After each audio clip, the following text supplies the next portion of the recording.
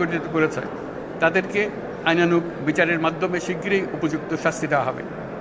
একই কথা দেশের সকল মন্ত্রণালয়, সংস্থা, শিক্ষা প্রতিষ্ঠান, নানা কর্মক্ষেত্রের জন্য প্রযোজ্য।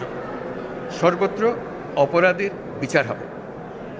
আজ প্রত্যেকটি প্রতিষ্ঠান ও তার সদস্যরা নিজ নিজ কর্তব্য পালন করার মাধ্যমে দ্বিতীয় স্বাধীনতাকে উপভোগ করবেন, দেশকে গৌরবের শীর্ষে নিয়ে যাবেন এবং দেশবাসীকে এবং জগৎবাসীকে উপভোগ করার সুযোগ করে দেবেন। আমি জাতির পক্ষ থেকে প্রত্যেকে নির্ভয়ে আনন্দ চিত্তে নিজ নিজ কর্মস্থলে নিজ নিজ সামর্থ্য নিয়ে এগিয়ে আসতে অনুরোধ করছি। দেশের সকল মানুষকে আজ স্বাধীন, নির্ভয়, নিরুদ্বেগ থাকার জন্য নিশ্চয়তা দেওয়ার জন্য আমাদের ছাত্র শহীদরা প্রাণ দিয়েছেন। এই অভ্যুত্থানের মাধ্যমে সৃষ্ট সরকার দেশের প্রত্যেকের সরকার। এখানে থাকবে সকলের আকাঙ্ক্ষা পূরণের অধিকার। অরাজকতার বিষবাষ্প এখন যেই ছড়াবে, বিজয়ী ছাত্র জনতা সহ মুক্ত মানুষের আইনশৃঙ্খলা বাহিনীর পূর্ণ শক্তি তাকে ব্যর্থ করে দেবে। নিষ্ঠুর স্বৈরাচারী সরকার দূর হয়ে গেছে।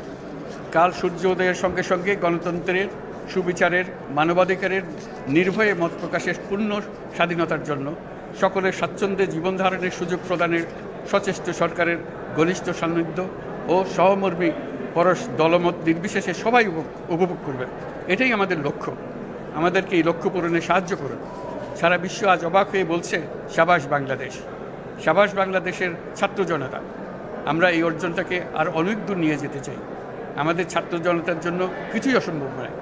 আমাদের তরুণরা অসম্ভবকে সম্ভব করতে পারে, তারা সেজন্য প্রতিজ্ঞাবদ্ধ। যদি আমরা ঐক্যবদ্ধ থাকি, ধ্বংসাত্মক কর্মকাণ্ড থেকে দূরে থাকি, সবার জন্য মুক্ত পরিবেশ সৃষ্টি করতে পারি, আমাদের বিজয় অবশ্যই হবে। মহান আল্লাহ আমাদের সহায় হন।